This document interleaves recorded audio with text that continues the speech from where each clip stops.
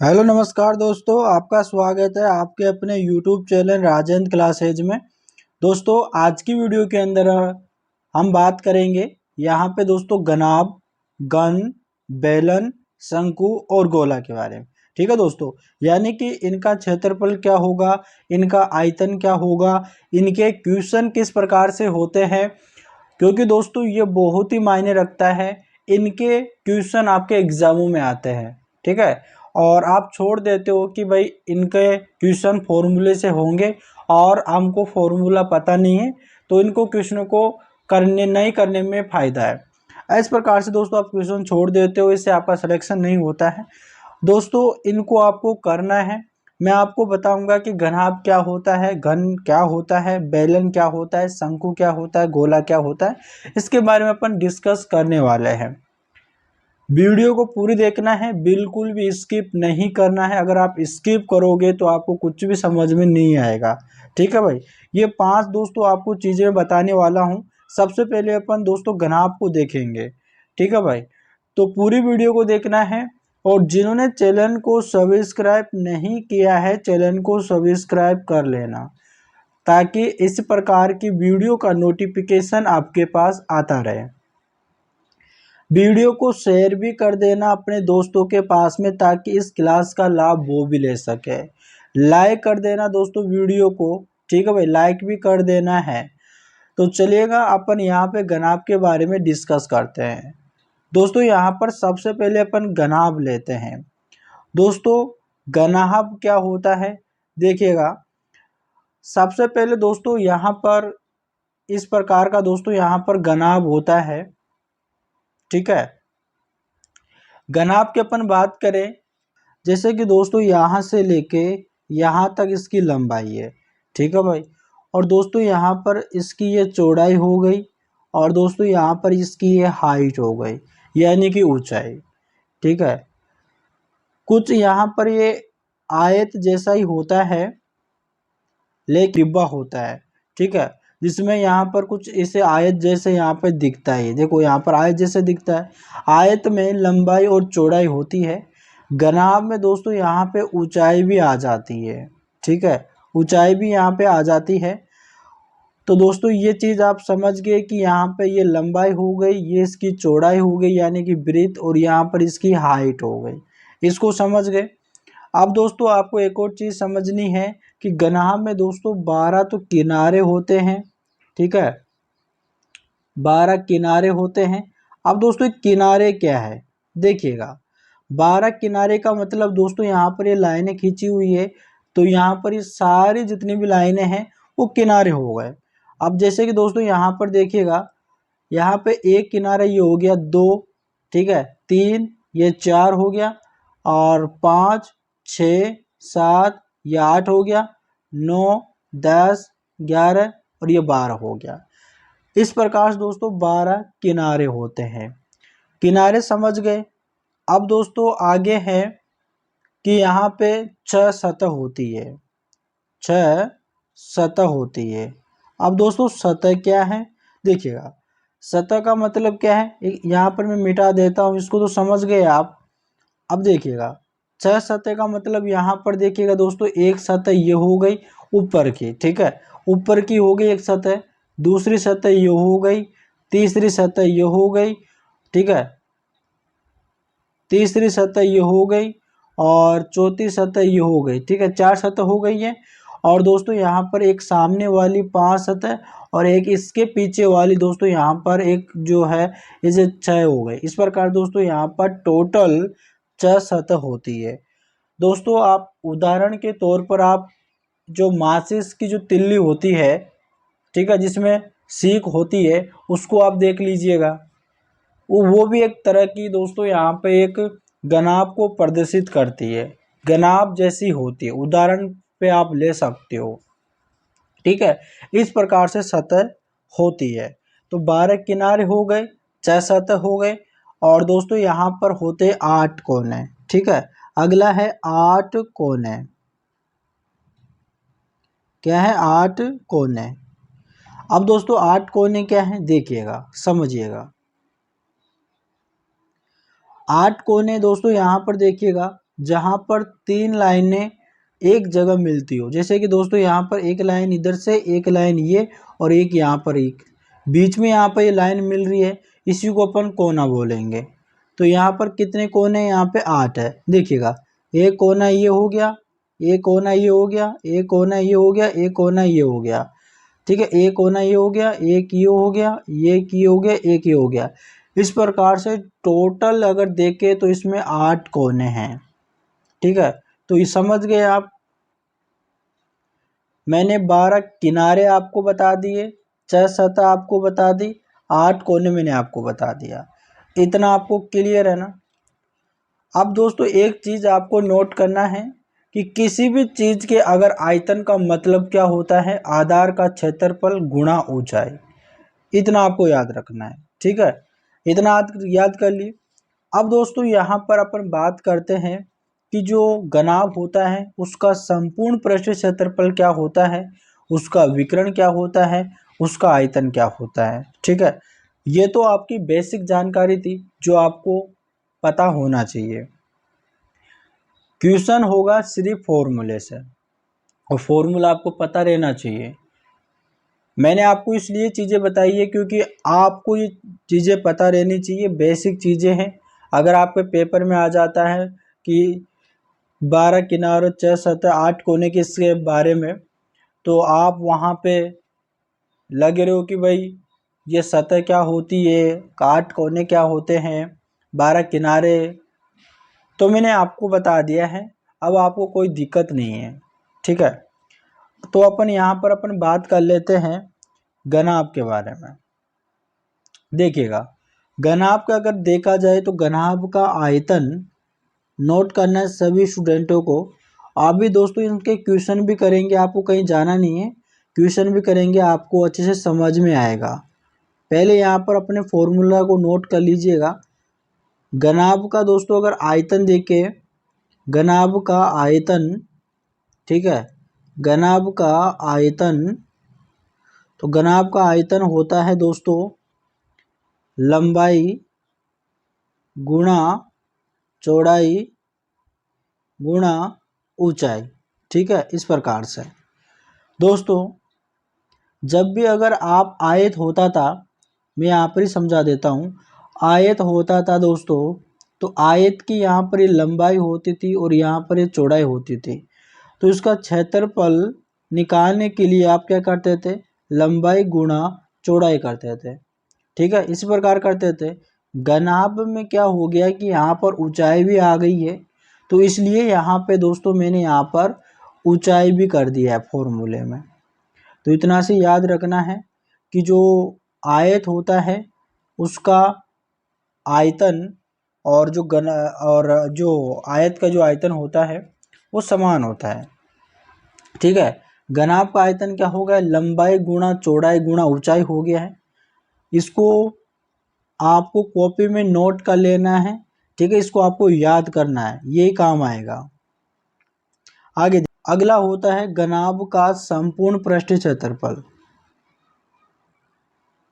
घनाभ का संपूर्ण पृष्ठीय क्षेत्रफल, ठीक है। इस प्रकार से यानी घनाभ का संपूर्ण पृष्ठ क्षेत्रफल होता है, वो होता है दोस्तों, यहाँ पे याद रखना है, 2 गुणा लंबाई गुणा चौड़ाई, लंबाई गुणा चौड़ाई, ठीक है, प्लस आएगा, और फिर आएगा दोस्तों यहाँ पे चौड़ाई गुणा ऊंचाई प्लस, और फिर यहाँ पे आएगा लंबाई गुणा ऊंचाई आएगा यहाँ पे, इस प्रकार से।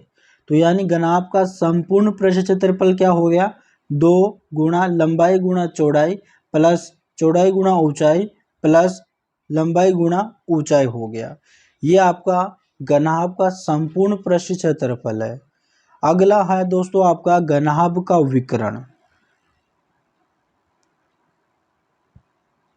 घनाभ का विकर्ण यहाँ पे आएगा अंडर रूट, ठीक है। यहाँ पर हो जाएगा लंबाई का स्क्वायर प्लस चौड़ाई का स्क्वायर प्लस और यहाँ पर ऊंचाई का स्क्वायर, ठीक है, इस प्रकार से हो जाएगा। तो आपको देखो घनाभ के बारे में क्या याद रखना है कि घनाभ के बारे में आपको याद करना है कि घनाभ में 12 किनारे होते हैं, 6 सतह होती है, 8 कोने होते हैं। इतना याद करने के बाद में दोस्तों आपको इसके जो फॉर्मूले हैं उनको याद करना है कि घनाभ का आयतन क्या होता है, लंबाई गुणा चौड़ाई गुणा ऊंचाई होता है। घनाभ का संपूर्ण पृष्ठ क्षेत्रफल 2 गुणा लंबाई गुणा चौड़ाई प्लस चौड़ाई गुणा ऊंचाई प्लस लंबाई गुणा ऊंचाई होता है। इतना याद करने के बाद में दोस्तों और इसका विकर्ण को भी याद रखना है कि यहाँ पर अंडर रूट लंबाई स्क्वायर प्लस चौड़ाई स्क्वायर प्लस ऊंचाई स्क्वायर, ये 3 फॉर्मूले आपको याद रखना है। ये 3 फॉर्मूले आपके लिए बहुत ही इम्पोर्टेंट है क्योंकि दोस्तों क्वेश्चन इन्हीं से सोल्व होगा। ठीक है भाई, इतना याद कर लिया। अब दोस्तों आपको घनाभ के बारे में कोई ज़्यादा वो नहीं होना है, इतना याद करना है। सिर्फ आपको इतना याद करने के बाद में अभी दोस्तों मैं क्वेश्चन में भी बताऊंगा। सबसे पहले दोस्तों इनके आकृतियों को आप समझ लो कि घनाभ किसे बोलते हैं, घन किसे बोलते हैं, बेलन किसे बोलते हैं, शंकु क्या होता है, गोला क्या होता है, इनके बारे में आप समझ लो। इनके फॉर्मूलों को आप एक बार समझ लो। समझने के बाद दोस्तों आपको इनके क्वेश्चन की सीरीज में आपको चलाऊंगा। जितना हो सके घनाभ के क्वेश्चन, घन के क्वेश्चंस, बेलन के क्वेश्चंस भी आपको प्रत्येक में से 2-2 क्वेश्चन मैं आपको लेकर बताऊंगा। तो अभी आप थोड़ा सी धैर्य बना के रखें। जो चीज़ें मैं आपको बता रहा हूँ उनको आपको नोट करते हुए चलना है ताकि आपको कोई दिक्कत ना हो। अब दोस्तों उम्मीद करते हैं कि जो घनाभ है वो आपको अच्छी तरीके से समझ में आ गया है, इसमें कोई दिक्कत नहीं रहेगी आपको। तो चलिएगा अपन चलते हैं घन की ओर। चलिएगा भाई अपन आगे घन की ओर। ठीक है भाई, अब दोस्तों अपन घन को समझेंगे। आपको दोस्तों ध्यान से समझते हुए चलना है, बिल्कुल भी कोई टेंशन नहीं लेना है। जितनी टेंशन आप लोगे उतना ही ज़्यादा आप भूलोगे, तो आपको टेंशन तो बिल्कुल लेना ही नहीं है। ठीक है भाई, अब दोस्तों अपन घन की बात करते हैं।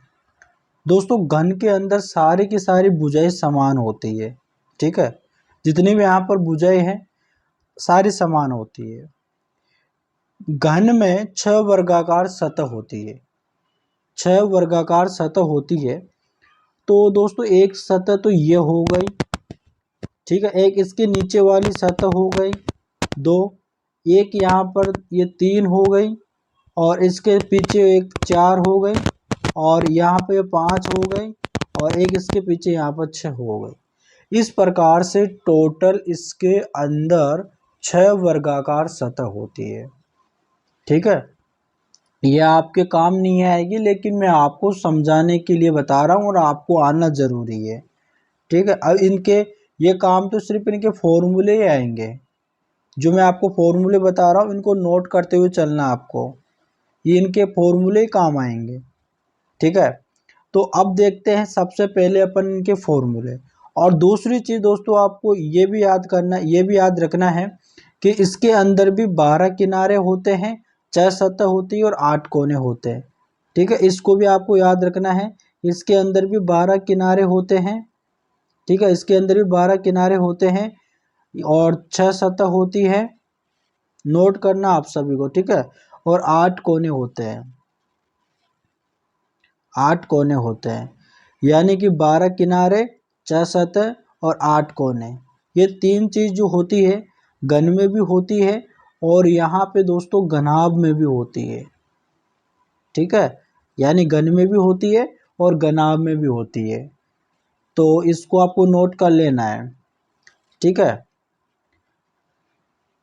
अब देखिएगा इनके फॉर्मूले अपन देख लेते हैं कि जो घन होता है उनका फॉर्मूला क्या होता है। देखो सबसे पहले घन का संपूर्ण पृष्ठ क्षेत्रफल होता है। ठीक है, पहले नंबर पर डाल लीजिएगा कि यानी कि घन का, ठीक है, घन का संपूर्ण, ठीक है, संपूर्ण पृष्ठीय क्षेत्रफल। ठीक है, घन का संपूर्ण पृष्ठीय क्षेत्रफल क्या होता है दोस्तों, याद रखना है 6 भुजा ठीक है, यानी 6 गुणा भुजा स्क्वायर, ठीक है, 6 गुणा भुजा स्क्वायर, ये होता है घन का संपूर्ण पृष्ठीय क्षेत्रफल। दूसरा फॉर्मूला होता है घन का विकर्ण, ठीक है, यानी कि घन का विकर्ण। घन का विकर्ण क्या होता है, याद रखना है, √3 आएगा, ठीक है, √3 गुणा भुजा, ठीक है, गुणा भुजा आ जाएगा, √3 गुणा भुजा आ जाएगा। तीसरा आपका होगा यानी कि बेलन का आयतन, ठीक है, यानी बेलन का आयतन, बेलन का आयतन हो गया। अब बेलन का आयतन होगा है भुजा क्यूब, ठीक है, भुजा यानी कि भुजा का क्यूब, इतना हो जाएगा। ये 3 फॉर्मूले है भाई, ठीक है, यानी कि घन का, यानी इसे इंग्लिश में क्यूब बोलते हैं, और इसके 3 फॉर्मूले बनेंगे, यानी कि घन का संपूर्ण पृष्ठीय क्षेत्रफल 6 गुणा भुजा स्क्वायर, और घन का विकर्ण √3 गुणा भुजा, और तीसरा हो जाएगा घन का आयतन यानी भुजा क्यूब हो जाएगा, ठीक है। और दोस्तों जितने मैंने फॉर्मूले बताए, जैसे कि मैंने आयत के फॉर्मूले बता दिए, वर्ग के फॉर्मूले बता दिए, है ना, पिछली वाली वीडियो में, और इस वीडियो में जैसे कि मैं घनाभ का जो इनके फॉर्मूले बता रहा हूँ, घन का फॉर्मूले बता रहा हूँ, तो इन सभी फॉर्मूलों को एक वाइट पेज में आपको लिख लेना है, और जहाँ पर भी आपका रूम है, जहाँ पर भी आप स्टडी करते हो, वहाँ पर इसको चिपका लेना है। और रोज़ जब भी आप उठो, सोते जागते समय, उसको आप एक बार अपने मन में उसको ठीक से पढ़ाई करो, उसको ठीक से देखो, उसका रिवीजन करो, ठीक है। जब भी आप उठो एक बार उनको एक बार अपनी नज़रों में निकाल लो, ताकि इस प्रकार से आपको याद रहेंगे और आप कभी भूलोगे भी नहीं। क्योंकि दोस्तों इनको, ये फॉर्मूले हैं, इनको तो आपको याद करना ही पड़ेगा, है ना, इसकी कोई ट्रिक नहीं है, आपको याद करना तो पड़ेगा ही, याद करना है, अगर सिलेक्शन लेना है तो पढ़ाई तो करनी ही पड़ेगी, ठीक है। ये फॉर्मूले आपको याद करना है, ठीक है भाई। घनाभ हो गया, घन हो गया। अब चलते हैं दोस्तों अपन बेलन की ओर, ठीक है। अब तीसरा हमारा है बेलन, ठीक है भाई। अब बेलन के बारे में अपन देखने वाले हैं दोस्तों। यहाँ पर आप आकृति देख रहे होंगे, कुछ इस तरह से बेलन होता है। यहाँ पर दोस्तों इतना ये भाग होता है, इतने भाग को अपन बोलते हैं वक्र पृष्ठीय क्षेत्रफल, ठीक है, इसको अपन बोलेंगे वक्र पृष्ठीय क्षेत्रफल, ठीक है। तो इसको याद रखना है। और दोस्तों यहाँ पर इसकी ये ऊंचाई हो जाएगी इधर से, ठीक है, यहाँ पर इसका बेस हो जाएगा, जहाँ से यहाँ पर ये इसकी ये त्रिज्या हो जाती है यहाँ पे, तो इनको आपको याद रखना है, ठीक है भाई। अब देखिएगा दोस्तों, सबसे पहले किसी भी बेलन की जो वक्र पृष्ठीय जो क्षेत्रफल होता है वो आयत के क्षेत्रफल के समान होता है, ठीक है, यानी कि जो बेलन है उसका जो वक्र पृष्ठीय क्षेत्रफल है वो आयत के क्षेत्रफल के समान होता है। यानी कि आप आयत का अगर क्षेत्रफल निकाल रहे हो तो वक्र जो जिस फॉर्मूले से आप निकालते हो वैसे आप वक्र पृष्ठीय क्षेत्रफल भी आप निकाल सकते हो। तो सबसे पहले दोस्तों यहाँ पर देखिएगा, पहला है कि बेलन के वक्र पृष्ठ का क्षेत्रफल, बेलन का वक्र पृष्ठ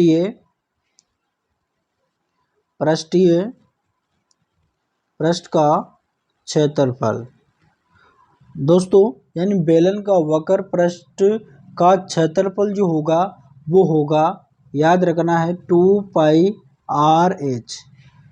आपको मन में याद रखना है कि बेलन का वक्र पृष्ठ का क्षेत्रफल क्या होता है, 2πr/h, 2πr/h, इतना याद रखना है। ये दोस्तों वक्र पृष्ठीय क्षेत्रफल है, जो मैंने यहाँ पर अभी बताया कि यहाँ पर जो मैं बताया ये वक्र पृष्ठीय क्षेत्रफल है। लेकिन जब आपको पूरा ही निकालना हो, यानी कि इसका पूरे को ही निकालना हो, यानी कि तो किस प्रकार से निकालेंगे, तो देखिएगा, आपसे बोलेगा कि बेलन के संपूर्ण पृष्ठ का क्षेत्रफल, ठीक है, यानी बेलन का संपूर्ण पृष्ठीय क्षेत्रफल। ठीक है, संपूर्ण पृष्ठीय क्षेत्रफल, तो वो क्या होता है, देखिएगा 2πr। ठीक है, 2πr और यहाँ पर ब्रैकेट में करेंगे h+r। ये हो गया बेलन का संपूर्ण पृष्ठीय क्षेत्रफल। ठीक है, इतना हो गया। अब दोस्तों आगे देखिएगा, आगे इसका और क्या क्षेत्रफल होता है, देखिएगा बेलन का आयतन। तीसरा हो गया आपका बेलन का, इस सभी को आपको नोट करते हुए चलना है। ठीक है, इनका बेलन का आयतन, बेलन का आयतन होता है दोस्तों यानी कि πr²h। ये बेलन का आयतन हो गया और बेलन का आयतन हो गया। ठीक है, इतना ही 3 फॉर्मूले आपको याद रखना है, मैंने अभी बताया है। जो बेलन में आपको क्या क्या याद रखना है कि जो बेलन का वक्र पृष्ठ क्षेत्रफल क्या होता है, 2πrh होता है। बेलन का संपूर्ण पृष्ठ क्षेत्रफल 2πr और यहाँ पे h+r होता है। बेलन का आयतन πr² होता है। ठीक है, इतना याद रखना है। और दोस्तों यहाँ पर एक चीज़ आपको एक और याद रखना है कि कमरे की चारों दीवारों का क्षेत्रफल, यही आपको याद रखना है। इसके भी क्वेश्चन आते हैं। कमरे की चारों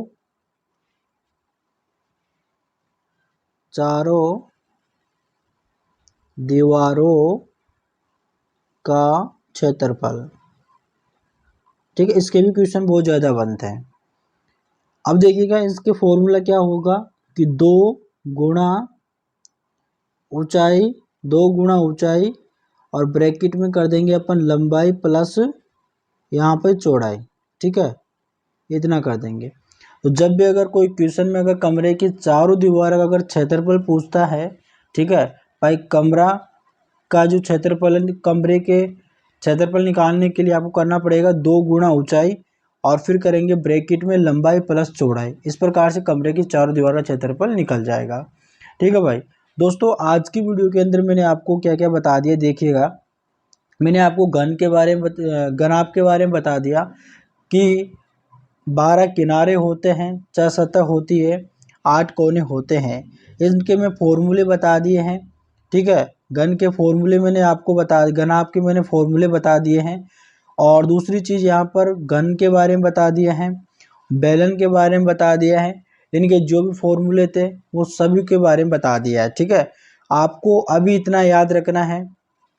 इसके बाद में दोस्तों अपन शंकु करेंगे कि शंकु किसे बोलते हैं, शंकु का क्षेत्रफल क्या होगा, गोला किसे बोलते हैं। फिर दोस्तों इनके जो क्वेश्चनों की जो सीरीज चलाएंगे, इनके क्वेश्चनों को करेंगे, क्वेश्चन करने की प्रयास करेंगे ताकि आपका प्रैक्टिस भी हो जाए और इनसे क्वेश्चन किस प्रकार से पूछा जाता है वो भी आपके सामने होगा और आपको प्रैक्टिस भी होगी। इस प्रकार के क्वेश्चनों को आप जल्दी सोल्व कर पाओगे। ठीक है भाई, आज के लिए इतना ही काफ़ी, वीडियो ज़्यादा लंबी हो जाएगी इसलिए मैं यहाँ पर ही वीडियो को समाप्त कर रहा हूँ। तो चलिएगा दोस्तों, अपन मिलते हैं नेक्स्ट वीडियो में, तब तक के लिए धन्यवाद।